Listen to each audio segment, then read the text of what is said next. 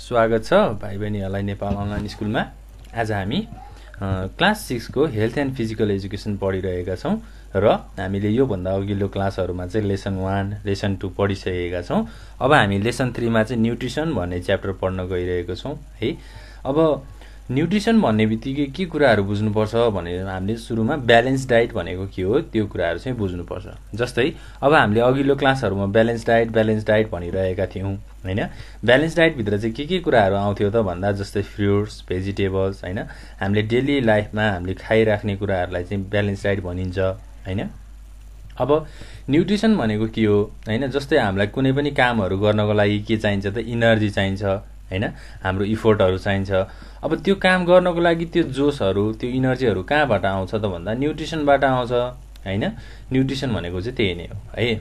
जस्तै अब हामी फिजिकल एक्टिभिटिजमा जस्तै रनिङ, वाकिङ हैन, त्यसैगरी सामानहरु उठाउने यस्तो कामहरुमा लाग्छौं। अब के हुन्छ त भन्दा जस्तै ब्यालेन्स डाइट भन्ने बित्तिकै अब न्युट्रिसन भन्ने बित्तिकै ब्यालेन्स डाइटकै कुराहरु नै हो हैन। अब जस्तै इन्टेक अफ फुड हैन। जस्तै अब हामीलाई चाहिने डेली फुड्सहरु के हुन सक्छ। जस्तै अब हामी खानाहरु खान्छौं हैन, ग्रीन भेजिटेबल्सहरु खान्छौं। त्यो ग्रीन भेजिटेबल्स भनेको पनि के हो त ब्यालेन्स डाइट हो। न्युट्रिसन भन्नाले चाहिँ अब न्युट्रिसन्स भनेको चाहिँ एउटा साइन्स हो जसले चाहिँ डाइजेसन गर्न, एब्जर्प्सन गर्न है, फुडहरुलाई चाहिँ डाइजेसन, एब्जर्प्सन गर्न र त्यसको युटिलाइजेसन गर्नलाई चाहिँ हेल्प गर्छ है। अनि न्युट्रिसनले चाहिँ के गर्छ त भन्दा हाम्रो बडीहरुलाई हेल्दी बनाउनलाई पनि एकदमै मद्दत गरेको हुन्छ। अब बडी सेल्सहरुलाई एक्टिभ गराउने हैन। अब बडी सेल्सहरुलाई कसरी एक्टिभ गराउन सकिन्छ त राम्रो खानेकुराहरु खाने हैन। न्युट्रिसन चाहिँ हामीलाई एकदमै इम्पोर्टेन्ट छ है। हामीले कुनै पनि काम गर्दाखेरि न्युट्रिसन चाहिँ प्रशस्त रूपमा हामीलाई चाहिन्छ।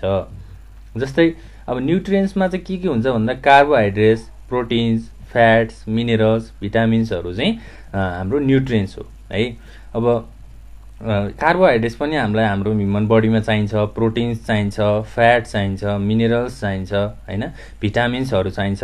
यी सबै कुराहरु हामीले कसरी पाउन सक्छौं त फुडबाट पाउन सक्छौं। हामीले खाने कुराहरुबाट चाहिँ पाउन सक्छौं। जस्तै अब न्युट्रिसन भन्ने बित्तिकै न्युट्रिएन्ट्स भनेर भनौं। Nutrients like carbohydrates, proteins, fats, minerals हैन। अब भिटामिन्स नै भनौं ल। भिटामिन्स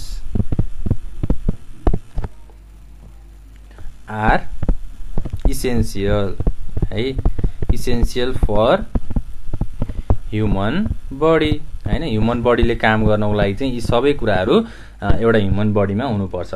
र अब हामी यो कुराहरुलाई कसरी पाउन सक्छौं त है। वी क्यान obtain it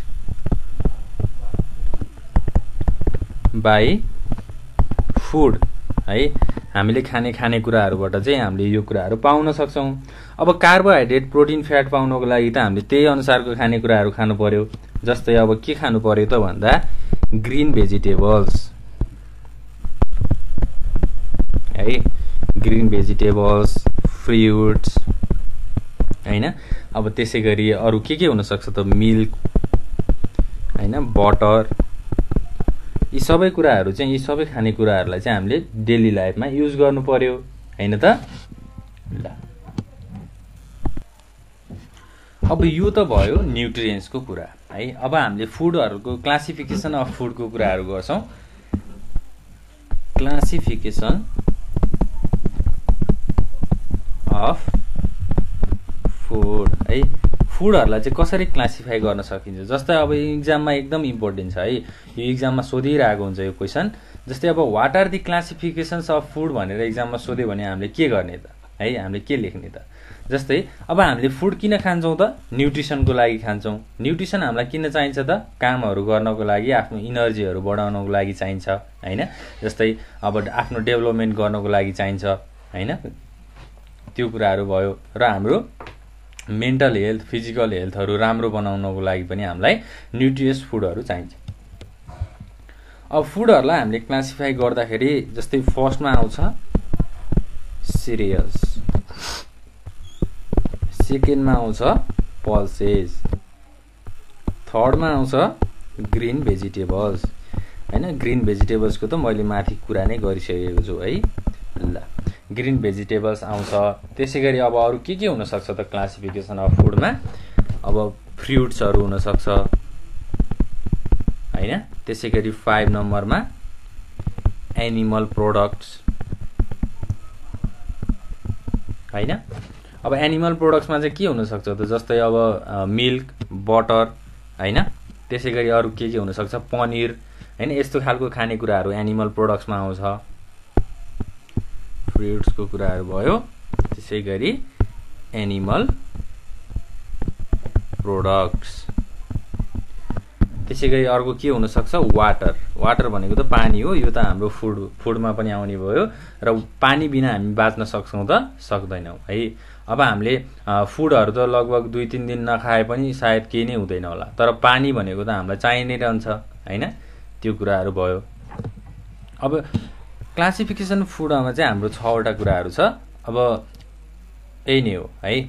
अब सिरियल्स भनेको पनि हाम्रो एउटा मिलको चाहिँ पार्ट हो है हैन। यो यस्तो खालको फुडहरुले चाहिँ के गर्छ त? कार्बोहाइड्रेट्सहरु बढाउँछ है। कार्बोहाइड्रेट्सहरु चाहिँ यस्तो खालको फुडहरुमा पाइन्छ। अब जस्तै अब व्हीट हैन। यसमा एक्जाम्पलमा के लिन सकिन्छ? व्हीट, मेज। त्यसैगरी अरु के हुन सक्छ त? जस्तै अब बार्ली हैन। यो चाहिँ सिरियल्सको एक्जाम्पलहरु हो है। जस्तै अब अरु के हुन सक्छ त? जस्तै पल्सेसमा के हुन सक्छ त? अब जस्तै हामीले पल्सेस दाल भनेर भन्छौं नि हैन। पल्सेसले चाहिँ हाम्रो कार्बोहाइड्रेट्स, पल्सेसमा पनि के हुन्छ त? कार्बोहाइड्रेटहरु पाइन्छ। र अब दालहरु अब एक्जाम्पलहरुमा लिँदाखेरि चाहिँ जस्तै दालको कुराहरु पनि भयो। अब त्यसैगरी सोयाबिन तेलहरु हुन सक्छ हैन। त्यसैगरी बिन्स हुन सक्छ। यस्तो खालको फुडहरु हो है। जस्तै अब राजमा हैन। यस्तो खालको फुडहरु कन्ज्युम गर्नु पर्यो। अब त्यसैगरी ग्रीन भेजिटेबल्समा के हुन सक्छ त? जस्तै साग हैन। त्यसैगरी अब अरु भेजिटेबल्सहरु के हुन सक्छ त? जस्तै अब एक्जाम्पलमै हामीले लिँदाखेरि क्याबेज भनेर भन्न सक्छौं। त्यसैगरी अब काउली फ्लावर भन्न सक्छौं। काउली फ्लावरलाई के भनिन्छ? नेपालीमा काउली भनेर भनिन्छ हैन। हो। त्यसैगरी अब साग भन्छौं हामी। सागको कुराहरु भयो। यस्तो खालको खानेकुराहरु खानु पर्यो। अब फ्रुट्स भनेर भनिसकेपछि त अब फ्रुट्समा के हुन्छ त? एप्पल, म्याङ्गो हैन। त्यसैगरी पाइनएप्पल, अरु फ्रुट्सहरु हुन्छ हैन। फ्रुट्सहरुले पनि हाम्रो शरीरमा चाहिँ न्युट्रियन्ट्सहरु चाहिँ बढाउँछ है। अब त्यसैगरी अब एनिमल प्रोडक्ट्स भनेर भनेको छ यहाँ हैन। फ्रुट्सले चाहिँ के गर्छ त भन्दा जस्तै 90 to 99% चाहिँ फ्रुट्सले के गर्छ त? इनर्जी चाहिँ दिन्छ है। हाम्रो एभरेज नेपालीहरुले चाहिँ के गर्छन् त भन्दा फ्रुट्सहरुलाई रेगुलरली कन्ज्युम गर्दैनन्। त्यही भएर उनीहरुको त्यो न्युट्रियन्ट्स अथवा ब्यालेन्स डाइट पनि पुगेको हुँदैन।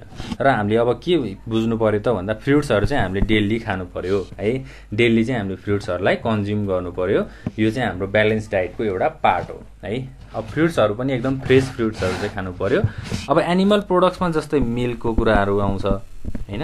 बटर हैन। मिल्क भनेको दूध पनि हामीले डेली चाहिँ खानु पर्यो है। दूध खायो भने चाहिँ के हुन्छ त? हाम्रो दूधले चाहिँ कार्बोहाइड्रेट, प्रोटिनहरु बढाउने काम गर्छ। भिटामिनहरु पनि बढ्छ हैन। न्युट्रिसनहरु चाहिँ बढ्छ। त्यसैगरी वाटर छ हैन। वाटर भनेको त पानी हो। यो त हामीले डेली लाइफमा जहिले पनि खानुपर्छ। हामीले एक दिनमा लगभग हाम्रो 4 to 5 लिटर्स हैन वाटर चाहिँ हामीले खानुपर्छ है।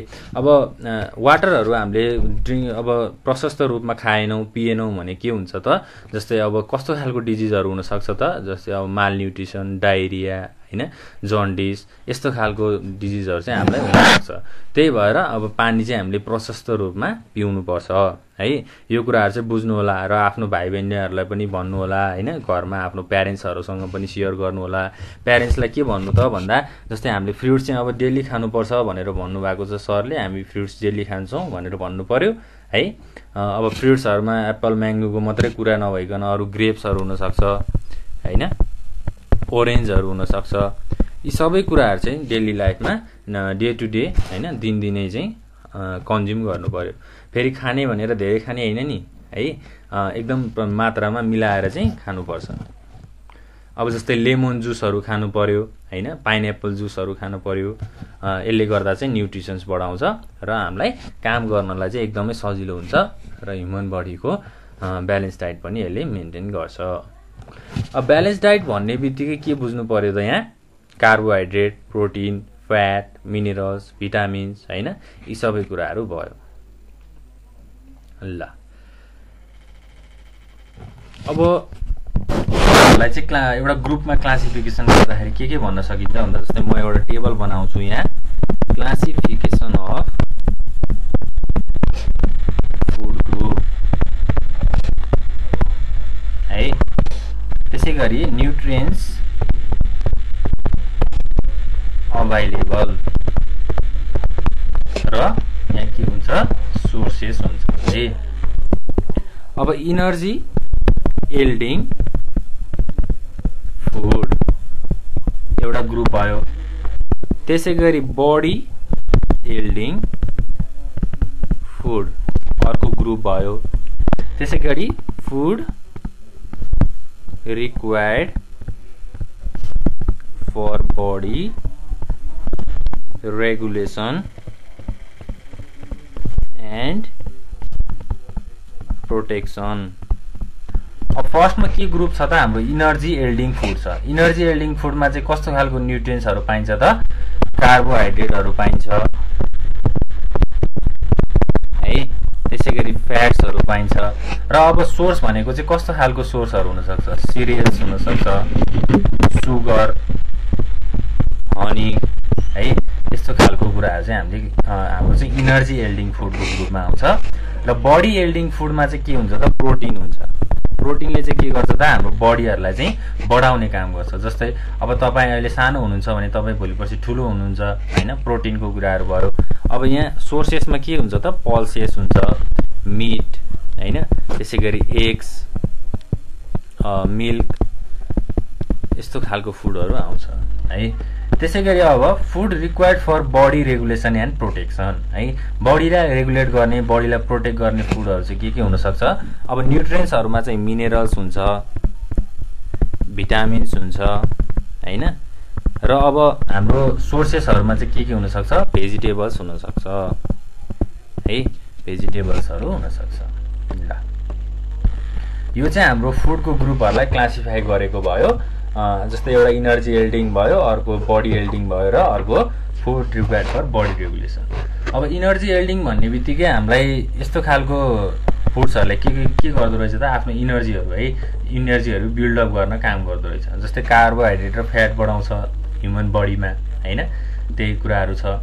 त्यसै गरी बडी एल्डिङ फुड भन्यो होइन, बडी एल्डिङ भनेको आफ्नो बडीलाई चाहिँ ग्रोथ गर्ने, आफ्नो बडीको डेभलपमेन्ट गर्ने होइन, त्यसमा चाहिँ प्रोटिन आउँछ होइन। त्यसै गरी अर्को के हुन्छ त, food required for body regulation. अब बडीलाई रेगुलेट गराउने, बडीलाई कन्ट्रोल गराउने काम चाहिँ कसरी हुँदो रहेछ त, मिनरल्स र भिटामिन्सको थ्रुबाट हुँदो रहेछ।